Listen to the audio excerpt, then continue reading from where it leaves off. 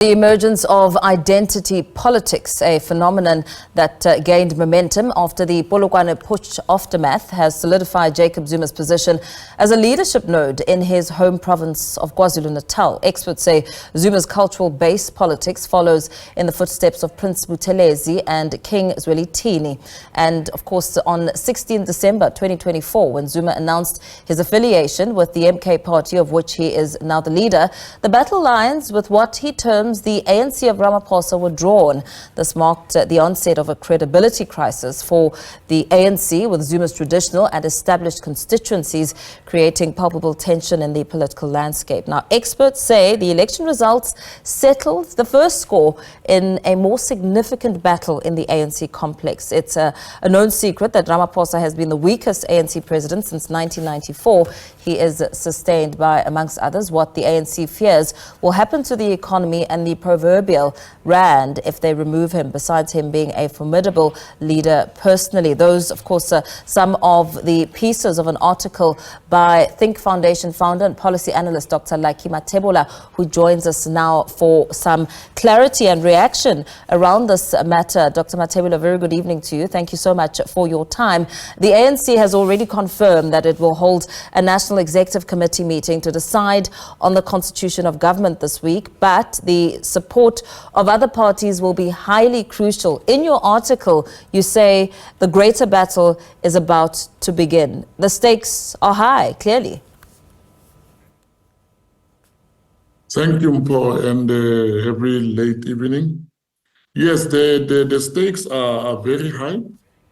We're sitting here on tenterhooks as a democracy, but it was to be expected because the nature of our democracy with proportional representation would have one day come to this stage where the voters would force society to think of a coalition government or a minority government. Because what is interesting is that people are talking about a coalition when there can also be an option of a minority government.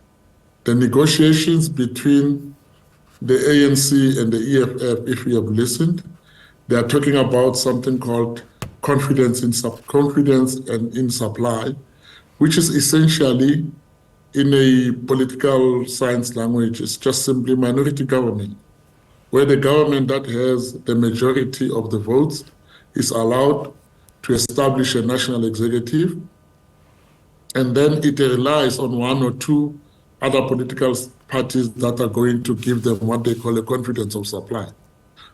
But what the ANC and the DA are negotiating, unfortunately, they are negotiating that confidence of supply so that the DA is able, maybe together with the IFP or another party, to be the ones that support the ANC every time it needs a particular majority, either to pass the budget or to make legislation, to the exclusion of other parties. That, I think, is what has put the ANC into the corner. It is now between a rock and a hard place, because the ANC should have started easily with demanding a minority government, where it was simply going to say, let me start and do this, and allow all other parties to negotiate how do they share the presiding officership in parliament, and it doesn't get into that. But the ANC wants to control even up to that level, and now it has generated an internal rebellion within itself, because it is unthinkable for some members of the ANC to accept a coalition with the DA, for whatever reason, but there are people that still see the DA as a bastion of the past, as something that is represent the past that they don't want to see. Whether that is correct or not correct, the truth of the matter is that in politics, there's nothing as real as perception. So the perception of the voters of the ANC about the DA might be the danger for President Ramaphosa to go into a coalition with the DA, even if it might be the best solution for the country. Where we are now as a society, we're at a point where South Africa needs a leader to emerge. our circumstances have always given us a leader. When it's difficult, there's a leader that comes out. There's a leader that comes out. We don't know whether now the leader is going to be Ramaphosa, or is the leader going to come out of the DA, out of the EFF, out of Gayton McKenzie's party, out of Zuma's party. But there should be a leader that comes, because the people that are supposed to lead us, I think they are trapped in a quicksand of their egos. Because as we speak now, the ego level between the ANC and MK is very high, and they might be the two parties that might bring a solution to the country. Could we see, is there a likelihood that the ANC could perhaps be left out in the cold at this stage and have other smaller parties which will join forces against them? I mean, is that a likely scenario which we could see as the back and forth is still underway?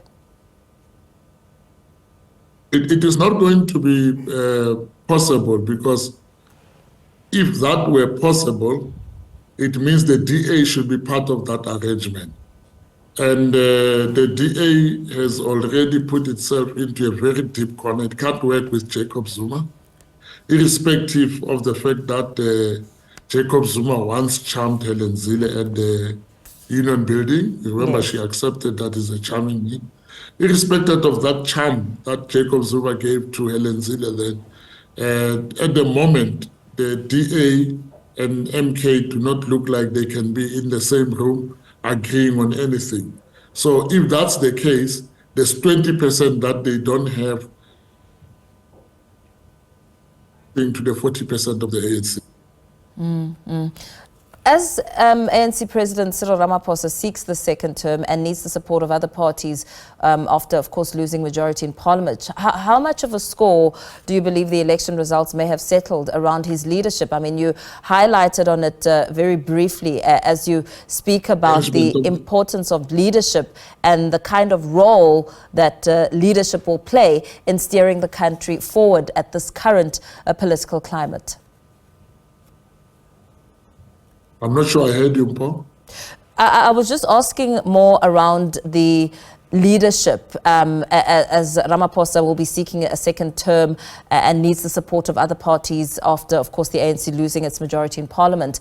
How much of a score do you believe that these election results may have settled around his leadership? What do they affirm about his leadership at a very crucial time in the country where the political climate needs strong leadership? Because there's also some suggestions that with the ANC losing out on its majority, perhaps the government will become weakened at this stage. Mpo, the leadership of Ramaphosa has always been sold as being independent of the ANC. To say President Ramaphosa on his own, he's got a convening power of support and society. But since 2016 until now in 2024, with this dismal performance, evidence is that it is not the case. It's either people are punishing the ANC independent of Ramaphosa, or people don't want to vote the ANC even if Ramaphosa is its leader. So that is a myth, the issue of Ramaphosa. So Ramaphosa, if his leadership is needed here, he needs to bring those skills that he displayed at CODESA to make sure that this thing works, because he's a good negotiator. But he can only do that if he stops isolating Jacob Zuma, because Jacob Zuma at the moment, he's now a factor that society must deal with.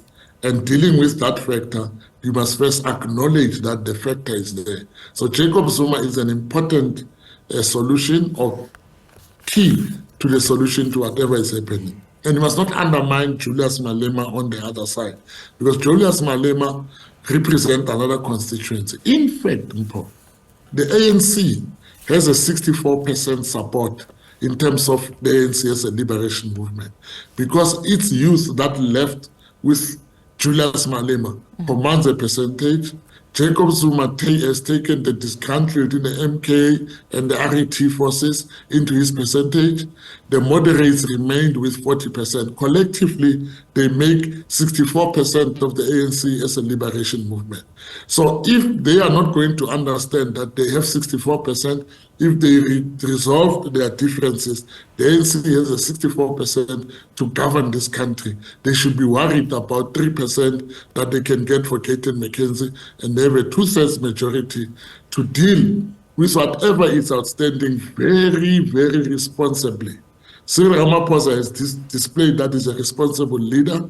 He needs a majority to fix the things that needs to be fixed. If you are going to listen to notions that do not want historical matters to be resolved, then we're sitting with a challenge that we're postponing this thing to 2026 local government elections, and in 2029 we might have a worse maverick than the maverick conditions that we have had in this election. Yeah, a greater battle is indeed about to begin. Let me thank you for your time, Dr. Lucky Mathebula, who is Thinc Foundation founder and policy analyst, helping us make sense of what is to come.